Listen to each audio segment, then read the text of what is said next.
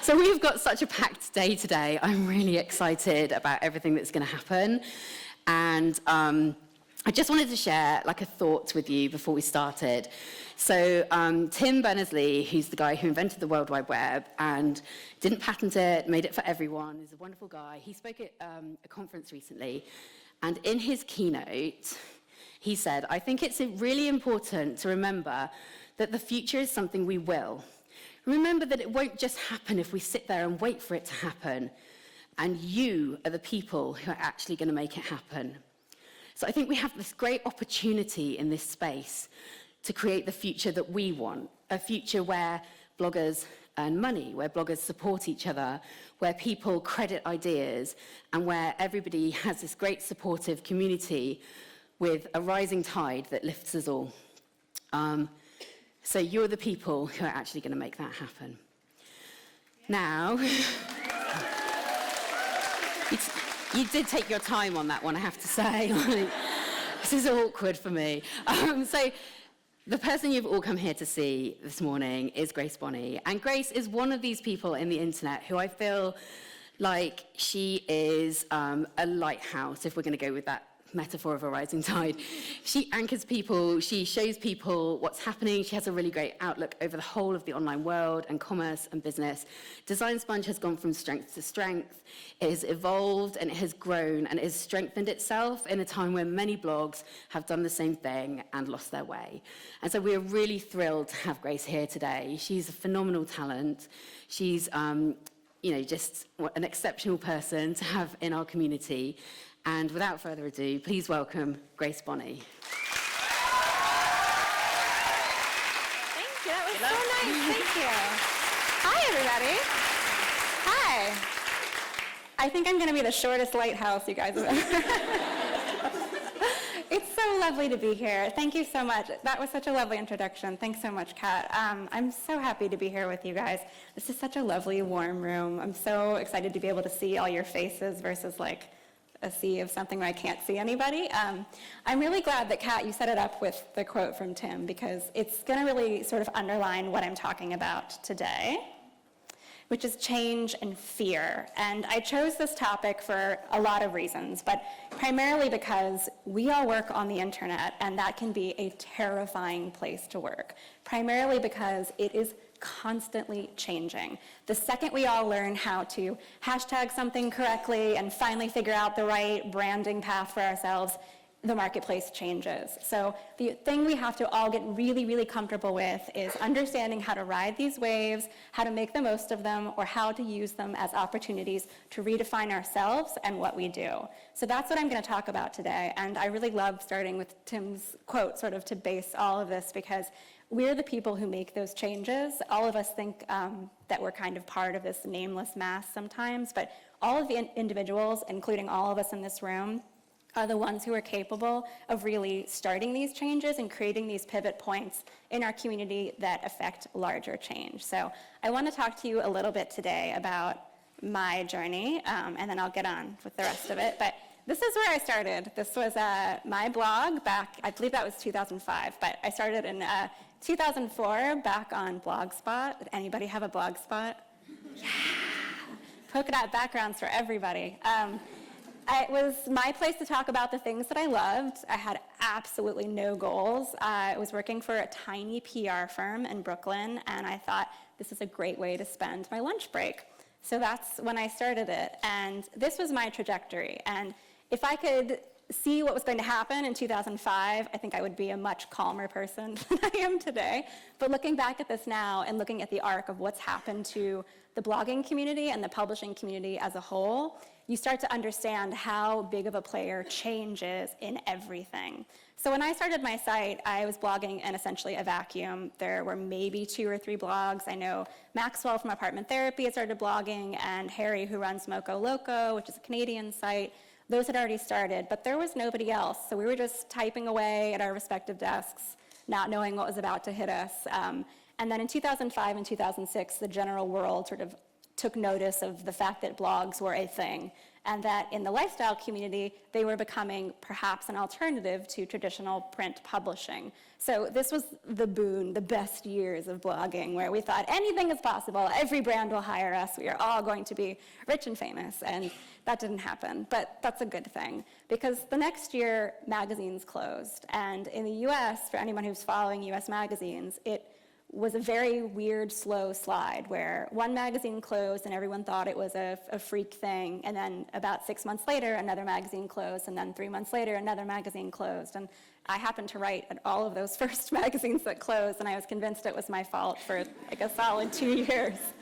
And then at the same time that magazines closed, blogs exploded. And in sort of the early 2000s, everybody thought, I'm going to quit my job, I'm going to start a blog, and it's going to be amazing. And instead of having a community of 4 or 5 blogs, there were now 400 design blogs all talking about the same thing, which became a little overwhelming, but exciting too. And the internet was flushed with ideas and all of these exciting things. And then the next year, Pinterest happened, and Pinterest completely changed the way bloggers were functioning. We all kind of built up this momentum of, okay, we write these posts, people respond, they come to us, they talk to us on our home base, and then Pinterest said, nope, we're gonna shift everybody over here, and now everybody has their own home base. They can grab content from here and create their own little living rooms where they can talk about the things that you write or somebody else writes, and it kind of undid the base we all had of what we thought of for blogs, which at the time was terrifying. But now I understand that it was a really important move for the internet and our community as a whole, because it created this idea that everyone is a publisher, everyone is a curator, and everyone has a really important point of view. And that idea is sort of followed us through to social media. It's followed us to the idea of mobile, where everybody who's got access to a phone or a laptop can be somebody who's creating content that inspires or changes the way the world around us works.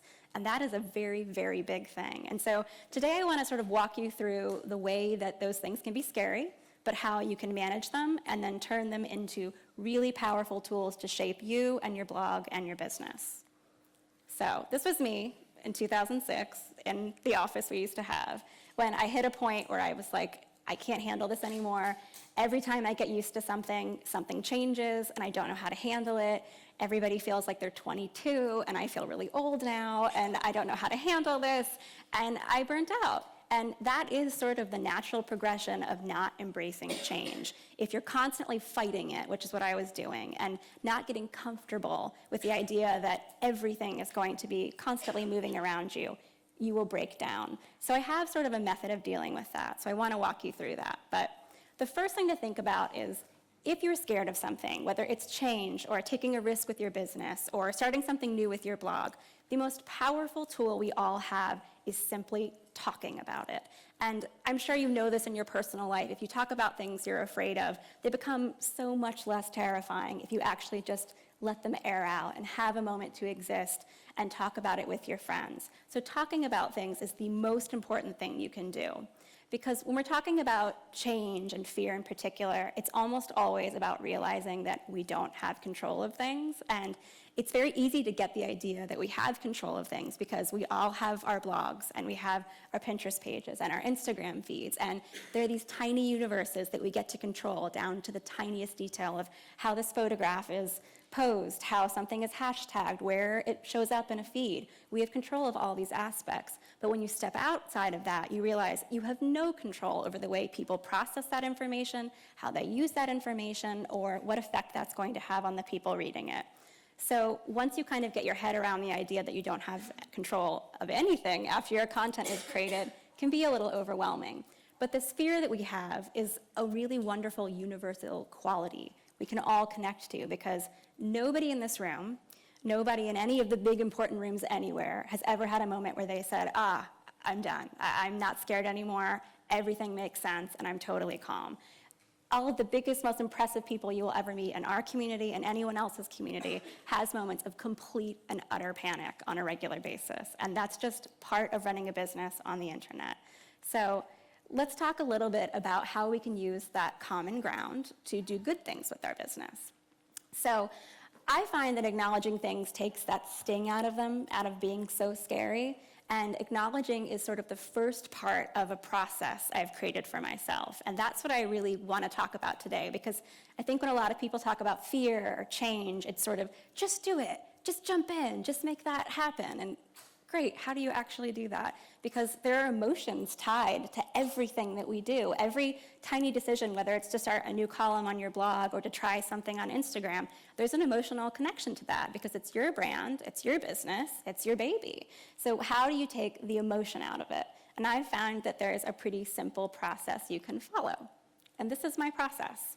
It is a 5-step process, and it's something I think about every single time I am terrified and worried that I'm going to make the wrong decision. I force myself to go through these steps. The first step is to acknowledge. The second step is to investigate. The third is to make a plan. Then after that, you have to actually make a step forward and execute that plan.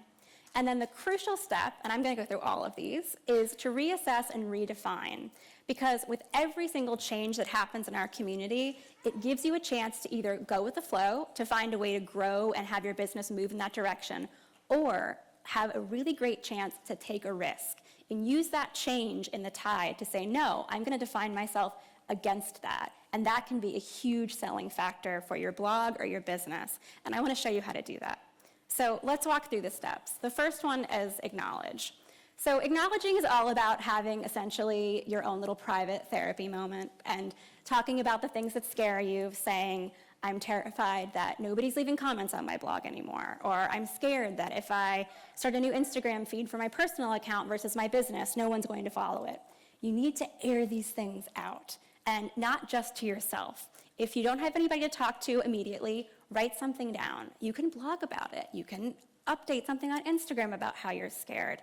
The more you can do to sort of get that out there, the better off you'll be. But I think the most important thing to do is to talk to another living human being who understands what you're going through. I like to think of it as sort of a business-based support system, but it can be your friends or anybody else that you really trust who understands what it's like to do what you do. How many of you have some sort of support system where you can sit down and talk about things related to your business that scare you or that you're worried about? That's a good chunk of you. Good job. Now, how many of those are people you meet in person versus in the online world? It's a much smaller number. Now, how many of you don't have that but would like to build that? Good. Now, all of you with your hands raised, we'll put them back up for a second. These are the people you need to connect with today. Because today, we are sitting in a very unique experience right now where every single person here has something they would like to do, and all of us has some bit of information that will help someone else here, and we just haven't figured it out yet. So keep that in mind as you move forward through all the panels and all the discussions today, is that everyone here could benefit from having one more friend, one more support person in that group to talk to, because those are the people who are going to get you through all those tough parts of blogging and running your business online.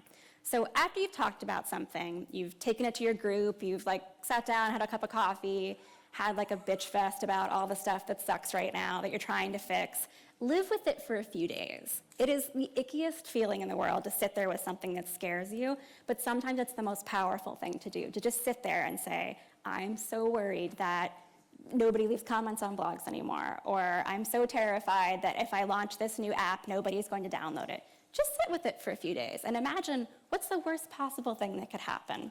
For all of us, every single one of us in this room, because none of us are doctors or surgeons or running countries, there are no real emergencies in this community. None of us are going to have a problem that is going to affect our health or the state of the country or anything like that. So sit with something that scares you and let it kind of simmer down a bit till it gets to a reasonable spot. So that's what it's like to acknowledge something. The next step you have to do is investigating. And this can be a tricky thing because investigating means what is underneath the thing that's scaring you? So my constant fear is about the death of comments on blogs, because some blogs have tons and tons of comments, and then a lot of us have experienced this almost complete death of comments in general. We've watched them move to social media or turn into the form of clicking a thumbs up button or a like button or a heart-shaped button, all those things that are not the same thing as a conversation, and that's been terrifying for those of us who are sort of used to having that. So I had to kind of live with that for a while and think to myself, okay, why am I so upset about this? What does this mean? What's underneath that? Getting underneath what you're actually scared of is the hardest work you're gonna do here, because it's never just about whatever that sort of tiny issue is. It's always about what it represents to you as a business owner, as an individual, as someone with a point of view.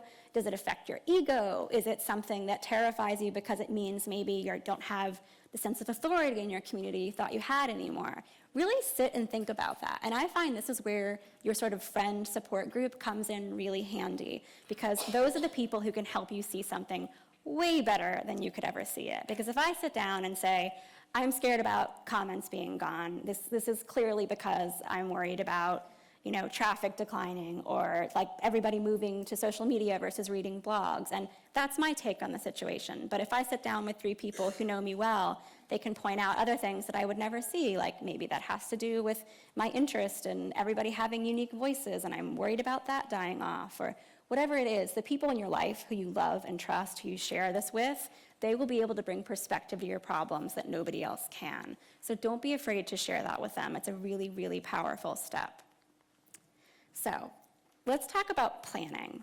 Now, if you're scared of something, whether it's public speaking or starting a brand new project, you have to actually do something about it. It's great to talk about it, and it's powerful to talk about it and get opinions, but you have to make an actual plan to change things.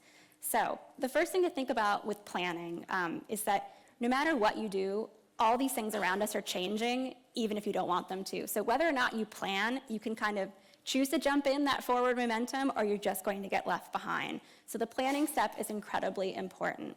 And the thing to think about with planning is that a plan doesn't have to be a giant thing to completely change your business overnight. Planning can be a step to take one tiny move towards something that you're scared of, whether that is, I want to learn how to paint, or I want to learn to be a better photographer, or I want to start a completely new blog that's based on something I've never tried before. You don't have to do that overnight. You don't have to completely open a shop out of nowhere. What you can do is take the first step towards doing that, whether that's researching something, or asking for help, or meeting with somebody, or even just registering a URL. Take that one tiny step and make that your plan. This is a picture of the teeny tiny radio station in Brooklyn, New York, that is actually a shipping container behind a pizza store where I had my radio show for 2 years. And I want to talk about my radio show in the next part of this, because for me, my biggest fear has always been interviewing. I am one of the world's worst interviewers. And I knew that about myself very well anytime I had to write questions for somebody on the website. And I would say, here's this great person, I'm so inspired by them, I can't wait to sit down and ask them questions. I would sit there and just shut down. And I thought, okay, I can't be somebody who makes a living writing things and not know how to interview people. That's not gonna fly. So what's the best way for me to just get over this? So instead of taking one step, I took 10, and I signed myself up for a radio show where all I did was interview people all day. And the first couple shows were awful. You can listen to them, they're on the internet. They're terrible, and primarily because it can be scary to do the thing you're scared of. And I sat there and I made a list of, I believe, 60 questions, and I went through all 60 questions in 30 minutes because I didn't know how to turn somebody's response into a conversation. And those fears and those changes, they don't happen overnight. They don't happen even if you have the most understanding and committed and wonderful audience in front of you. It comes from inside, and it comes from practice. And that's where the plan comes into effect. So that was my plan. And I had to execute it. And the thing that makes any plan less scary is just diving in. I signed myself up for a radio show. You don't have to do that. But you do have to take that one step and actually make it happen. So if, let's say your plan is to start a brand new website because you've always wanted to be an interior designer consultant. So you're starting a URL. Your plan is to make a URL, put it into effect, and then the most important thing is you need to tell people about it. So often, new risks, new changes, new things you're trying, they fail because you don't get the word out. We all live in our heads so much, which makes so much sense. You're starting this great new project, you're so excited, you've been building it up in your head, you push publish, it goes live, maybe it takes off, but then most likely it's quiet for a while because not everybody else knows you were building up this great big thing that the world needs to know about. It is your job to not only create that thing, put it out into the world, but also get the word out about it. So if you're starting a website or starting a podcast, you have to get out there and let people know, hey, I'm taking a risk. I started this new thing and I'm so excited about it. If you don't execute and tell people about what you're doing, your risk is going to fail because of that. Your risk isn't going to fail because it was a risky thing that you shouldn't have done. It's going to fail because you didn't take that second step to let people know about it. So don't be afraid to promote and share information about the things you're excited to try that are new and that are different, because everybody's doing the same thing. We are all starting new projects. We are all taking risks that we're uncomfortable with, that we're terrified about. And if you just say, hey, oh my God, you guys, I opened a shop. I did this. Please check it out. I'm so excited. I've spent months and months planning this. People will connect with that sense of, oh, wow, they're trying something new too, and they're taking a risk, and I know what that feels like. So do the homework and get out there and promote the things you do. So let's talk about the last step of the process, which is to reassess and redefine what this big change and risk was. If you don't do this step, I can guarantee you every single fear that comes up is going to feel just as scary as the first one. But if you do this step, it will get easier. It will get more comfortable to put yourself in that awkward place of, oh God, I don't know if it's going to fail. I don't know if I'm going to do well. I don't know what's going to happen. You have to figure out how it went. So this is how you do that. If you tried something new, there are two ways to assess how that went: emotionally and then with statistics. I like to go with the numbers first because there are no emotions attached to that. It's very easy to deal with. So you're going to go into your stat counter, you're going to go into whatever sort of community that you're working with. Let's say you're trying something on Pinterest, you're going to use your Pinterest analytics to track it. If you're working on Instagram, you can use something like Iconosquare to track how are these photos doing, how is this hashtag doing. If you're working on your website, you're going to use your regular old stat counter to look at stuff, and then gauge what's happening. Are people actually reading or using or trying this new thing, or is it just total crickets and nothing's happening? You have that information and then weigh it against how you feel emotionally. Do you feel excited by this new project? Does it reinvigorate what you do and what you believe in? Does it make you feel excited to be blogging or working on your brand again? And then you have those two pieces of information to weigh against each other. Ideally, they'll both be excellent and everything went well. Great, move in that direction. But most likely, they're going to be a little bit different. It might be that you feel invigorated, but maybe the traffic isn't there yet. That's okay. This is where you decide, okay, I still feel great about this, but maybe I need to tweak and refine the way I'm doing this because people aren't picking up quite as quickly as I would like them to. And that's a totally normal place to be. I don't know any time anyone's ever launched something where it went like totally crazy overnight. That very, very rarely happens. So weigh these two things together. And the other thing to think about is that you might have tons of traffic based on some new hashtag you created or a new project you created. But if you feel completely emotionally drained by something and it's not the way you thought it was going to be, don't be afraid to drop things that are successful but that don't make you happy. If something doesn't make you excited, to get up and work and put aside friends and family and sleep to do that new project, toss it. Because like all the notebooks we all have with us this morning say, you are going to have so many ideas in the course of your career, and you won't have time to do them all. But there will always be more that pop up, because all of us here, we're doing what we like doing. And when you have the privilege and the honor of spending most of your day doing something that you love, I can guarantee you, your brain will always be filled with different ideas to try. So even if you try something and it takes off, but it doesn't quite feel right, let it go. Or reassess it. Go to your group, talk to your friends, talk to your community, and say, I can't believe this hashtag's taking off, but now I feel like it's just this other job I have to take care of, and it's too much work. Get somebody else's opinion. Maybe they can remind you that, yeah, this is great, but traffic isn't everything. This is really about trying to figure out what makes you happy. So this is the place where you get to redefine what this is to you. And when you take control of this change, this is where your learning happens. This is where something that's scary and something that's terrifying and change-based becomes practice to you. Because every time you walk through these steps, it becomes a new skill you have under your belt. Change becomes that much less scary. Things that actually scare you become a little bit easier to handle, and you will have this experience to draw back on, and you'll say, oh, I remember this happened when I launched my new blog. I felt terrified, I doubted it, but then it ended up being okay. If you have that one experience under your belt, to constantly go back to, it becomes a little bit easier each time. And the thing you'll end up doing when you make this change and redefine is you'll find yourself at a crossroads. Every single time you embrace change, you have the chance to either move in that direction of where the change is going, or say, no, this is my pivot point. This is where I redefine my business, I redefine my brand, and I redefine myself against this sort of wave or tide and say, I'm gonna do things differently, or this doesn't work for me. Now, this is a risk. This is something that not everybody can pull off, but if you can pull off, it gives you the chance to shine and really stand out among a crowd. And as most of us know here, it's really difficult to stand out in today's creative community because there are thousands upon thousands of people just like all of us who have something interesting to say, who are saying it with passion, who are using all the same social tools we have to promote themselves. And it's not us versus them, but it is about how do we have our moment in the sun. And the best way to do that is to sometimes stand out and say, no, here's the way everybody else is going, I'm gonna stand over here. And that's totally okay, because going against the grain doesn't mean you're fighting change necessarily. It means you're using that as a tool to do something different. So I wanted to talk about some people I think who've done that really well, to give you some examples of why sometimes going against the tide can be a really good thing. The first one, everybody's familiar with Kinfolk, yes? Yeah, okay. So Kinfolk launched a few years ago in an environment where every magazine was dying.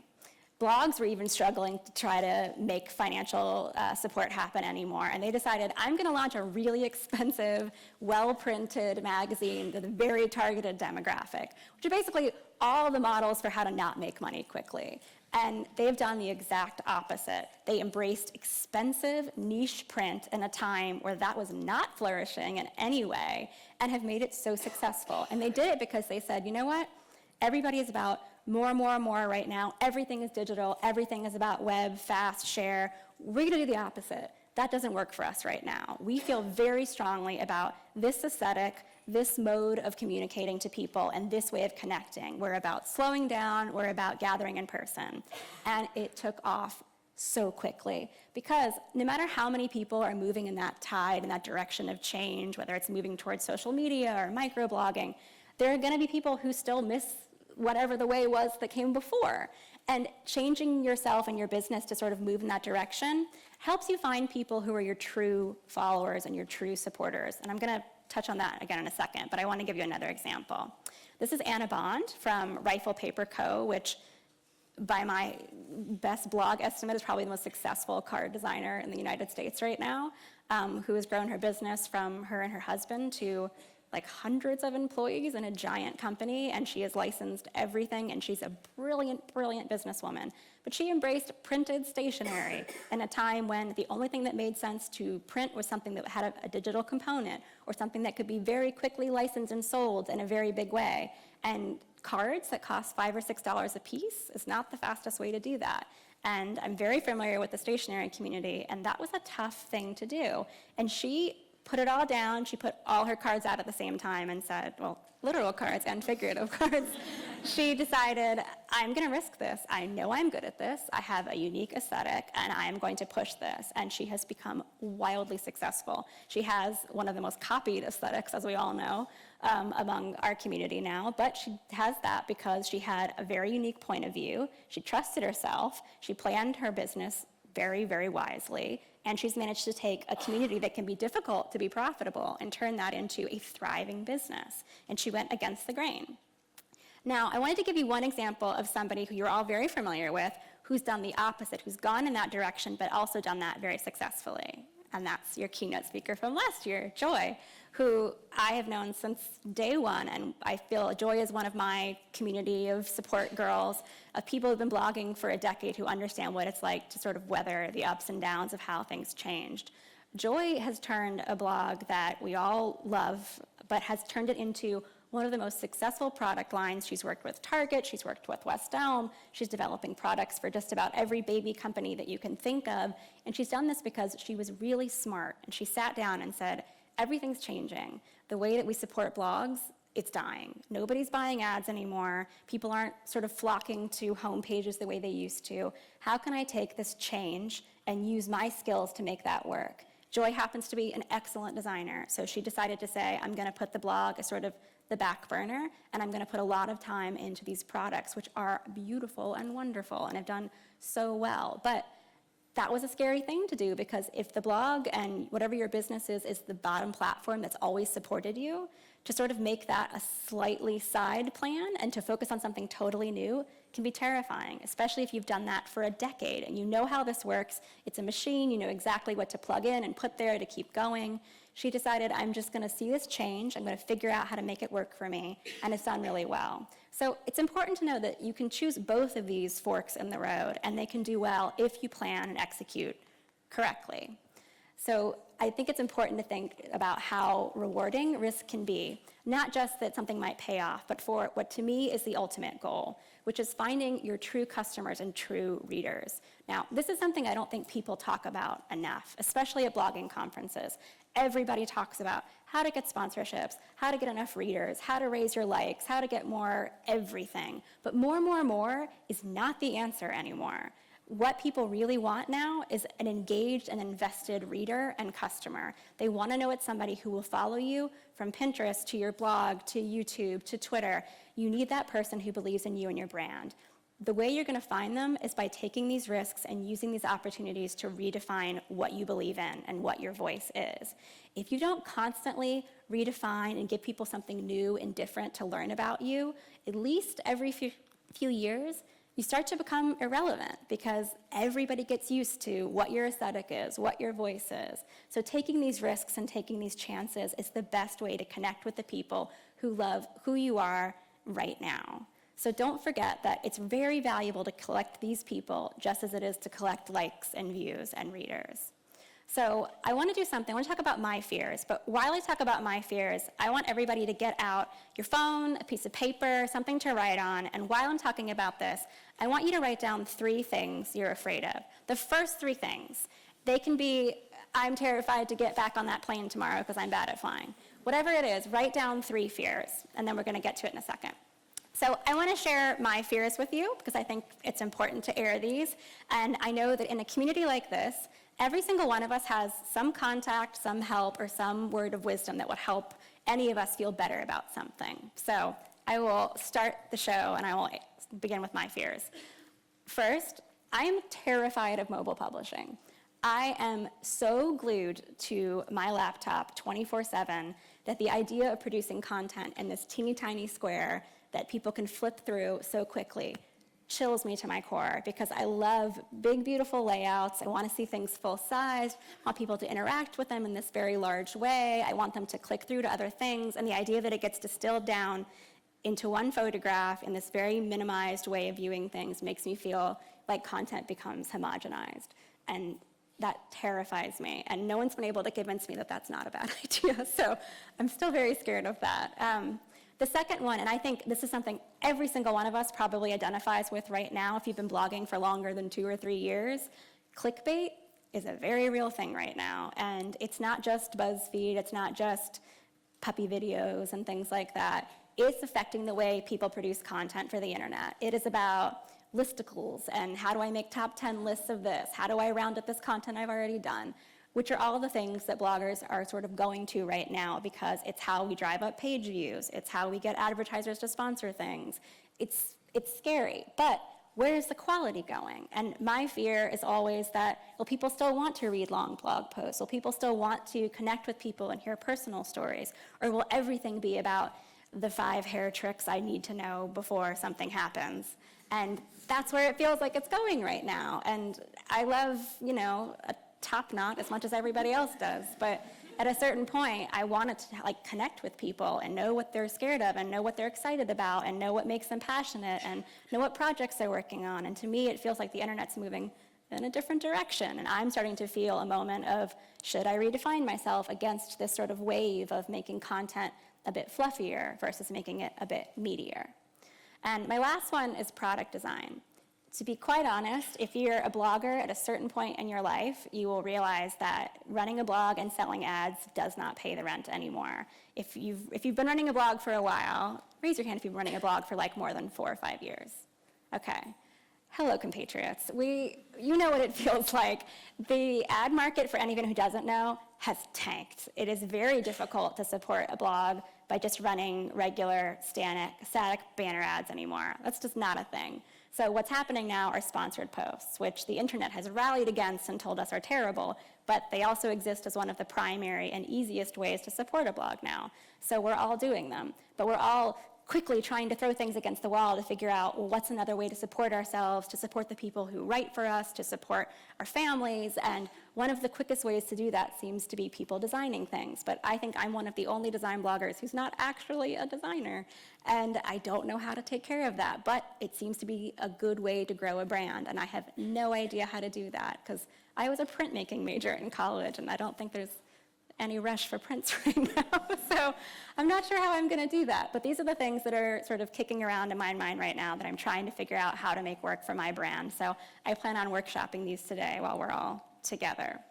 So everybody look at your list of 3 things. I want you at some point today, before we all leave, preferably at least during lunch, share this list with somebody. Every single person here will be able to help you in some way, whether they know somebody who can connect you to somebody who will help you with that project, or if they can just say, oh my God, me too, I am so terrified of that exact same thing, let's talk about it. Or if they can just say like, hey, it's gonna be all right. I know somebody who went through something similar and it's gonna work out fine. Share this list with somebody today, and after you share it, pick one of those and write one action item you will do before you leave today. Whether that's, I'm gonna pick a name for this new business, or I'm going to reach out to this person who I've always wanted to collaborate with, or I'm going to send someone an email and ask if they will hire me to do X, Y, Z. I want you to take one action today, one tiny little step, and use someone here as your support, because every single one of us in this audience has something to share with somebody else that we're totally unaware would make their day, but would seem so easy to us. So don't be afraid to share that list and talk to everybody else. And don't be afraid to talk to me. I answer my email constantly. As I said, I'm attached to my laptop pretty much 24/7. I talk to people, and I have not formal internet support groups, but I talk to people constantly who are saying, I don't know how to do this, how do I do this? And I'll say, here, I can help you with that problem, but I need help with my problem. And I go back and forth constantly with people on social media and on email. We are all here to support each other, whether you're a blogger or a designer or like an interior designer or a graphic designer. No matter what it is, every single one of us is in the same boat, whether it's today or 10 years from now. Everything around us is changing, and we have to support each other. We're not in it against each other. We're not competing with each other. We're working together to raise the tide of our community. So don't be afraid to ask each other for help, and don't be afraid to ask me too. So that's it for today. Thank you for listening.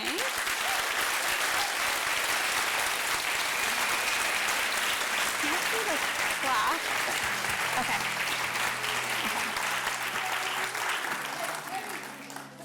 Oh, we can list the journey, that's fine. Yeah. Like you can ask questions. So yeah, I'm gonna put the pointer down, and I think we have, I don't know what time it is. 10 minutes. Okay, we have 10 minutes. So does anybody have something they're scared about they want to talk about, something they want to ask about? A question about the purple seats? Anything? If you have a question, raise your hand, and I believe there's somebody with a microphone going around. Anyone? Okay. Yeah. Testing, 1, 2. Mine's a technical question. I'm with Blogspot. Is that frowned upon? No. Am I supposed to be with, like, you know, have my own URL or be on WordPress or something like that? And my worry is that because people already find me there, if I were to change, I couldn't keep that name. The easiest answer to your question, so the question was, will a blogspot.wordpress, whatever URL, look bad or affect you in any way? Absolutely not. But the quickest way to fix that is to just mask your URL. You just buy the URL that you want, whether it's yourbusiness.com or whatever it is, and you can redirect that to the WordPress address. So you can redirect your old one? Yeah, I do that. I have a WordPress blog. Design Sponge is technically a WordPress site. And so what have you moved to now? Just designsponge.com, which took me 4 years to buy from a Korean design firm.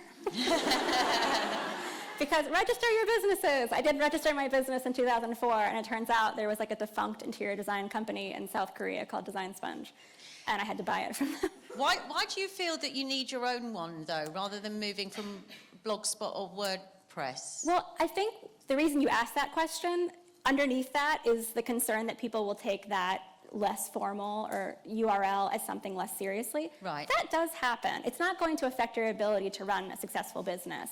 But in terms of an overall brand presence, it does feel stronger to have a .com, .net, whatever the formal ending is. It does feel better to have that. It feels less generic. I think underneath that is the same idea of why people have been leaving Etsy to start their own shops at .coms, is people want to feel like as if they've stepped outside of the mass and they're defining themselves as their own brand. But you don't have to actually leave Blogspot or WordPress to do that. You just mask it. So you go to your domain host, buy the .com, and then you set up your it's technical, but you can set up the servers to redirect to the Blogspot. So nothing moves. It just looks like you're at a .com. Cool. Excellent. Thank you very much. No problem. Anybody else? Okay. My two biggest fears are of failing and being successful. How do you deal with that? How do you deal with Well, it's funny that you say that. I mean, this will get a little let's sit down on the couch and talk about it, but I spent a good amount of time last week talking about how I am terrified to do something wrong, but I'm also terrified that it might actually go well. And that's just a classic self-sabotage technique. And it's not something you're going to change overnight. It is something you will change in small steps. So the fear of failure, you're going to fail. It's going to happen. You're going to fail at something. I have failed so spectacularly at so many things. I have tried to start product lines. I have tried to launch new columns that nobody cared about. I have tried to I've spoken in front of groups and I bombed terribly. It's going to happen, but life goes on. I think the most important thing to do when a failure happens is just walk yourself through what's the worst possible version of that. It's going to be fine. No matter what your problem is, your business is not going to die overnight because of one decision. Nothing's going to die because of one failure. We've all done it. I mean, before every successful tech launch was something else that was crappy that died before it. So just accept that's going to happen. The fear of something actually going really well, that's harder. I'm still working on that now because I think it's just we're scared we'll actually get what we want. But so many people actually do. But if you think about when you get what you want, you're not attaining some state of nirvana. You're not like, everything's easy. My life is done. I've achieved this perfect balance. Nobody has that. So I think if you take the idea of getting what you want and imagine it as this less perfect state, but just a moment of something where I prepared, I have the skills and the timing all worked together and it worked out. Just think about it that way because there's no perfect place we're all going to get to where we have everything be attainable. It's going to be one small victory after another. Anybody else? Should I go? Yeah. Hi. I'm here. Hi. Hello. So one of my fears is that I will be just consumed by comparing myself to everyone else and I'll lose my confidence. And I've been blogging almost 3 years and I still struggle with that. So, and obviously you've been doing this for a really long time and I wondered if you had any tips on stop doing it really. Sure. Well, yes, that would be the first step.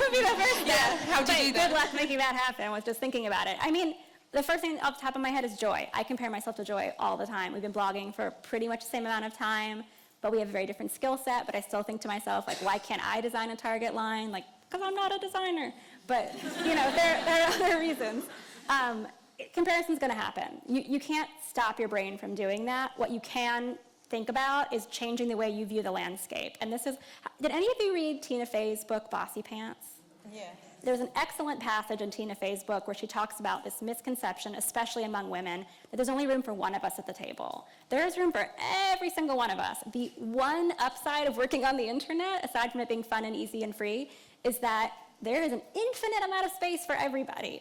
You don't have to knock some blogger down in order to take that space. There is plenty of room for all of us. And one blogger or designer doing well doesn't mean, oh, well, I can never do that same thing. It means there is now a proven track record to say, hey, this works. Hey, company A, B, and C, look what this person did. I can do the same thing or do it differently or do it better. So every time you see somebody do something well, instead of being threatened or feeling like you have to compare, just think about that as one more case study to eventually make your dream happen. I've done this to myself so many times with people who've started TV shows or started print magazines, and I think, like, well, great, like, they already wrote that magazine, I can't do that magazine now. But it's, no, that's the perfect case study to take to a sponsor or take to a publisher and say, this person did this and it's doing really well, and here's proof that there's an audience and a community that wants to support that. So anytime you think about that possibly being a threat or something that could deter you, it's actually just a sign that you should, like, really high-five that person and say, way to go, you are helping all of us by having this project be successful. So there's room for all of us. Just keep that in mind. Anybody else? Oh, Hi. One more. Oh, sorry, I'm here. Hello. Hi. Hello. Hi. I'm kind of the opposite of what you just say at the end. Like, I'm a crochet designer who blogs about it. So I'm actually designing first and blogging second. And funnily enough, when I started writing about it, I thought, oh, am I going to be able to talk about this? When I start sitting down and talking about something, I actually have a lot to talk about. But I'm feeling like I'm fighting what is that I crochet, my patterns, and what I write about them. So my fear is, where am I standing? I'm a crochet designer, I'm a blogger. What am I doing? You're both. There's no, here's another thing, and this sort of goes back to the same idea of there is no one thing. In today's internet community, you are no longer just a designer, you are no longer just a blogger, you are everything rolled into one. When I teach, like, branding classes or social media classes, the first thing I always say to people is, like, let go of the idea of you being one thing. You will have to wear 10 hats in your career at all points now. Not only because that's expected of bloggers, we're all expected to run a blog, run an Instagram channel, run a Pinterest page, run a Twitter feed. You are expected to do all those things for free on the regular. So that's going to be a given no matter what you do. So where you choose to put the word designer in that equation doesn't really matter. I would those things will also move over time. Like, maybe there's a year where you're really into blogging and that becomes your focus.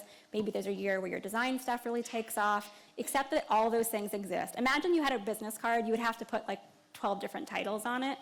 I like to think of now a business card just being your name and, like, nothing else, because I think of all of us as just producers of something creative, whether that's a blog, whether that's a book, whether that's, a design line, whatever it is.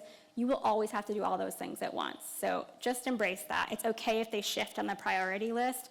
That's a given. That change is always going to be there. And who knows, in 10 years, I don't know if blogs will be here in 10 years. Maybe everybody will have some new version of, Tumblr meets Instagram, where we get little tiny microblog updates, and the idea of having a full blog seems totally, outdated. So just embrace that those things will change as you go along. And all of us will have to promote and wear all those hats at the same time. But we're all in the same boat, so it's good. Thank you. All right, thanks so much, everybody. Thank you so much.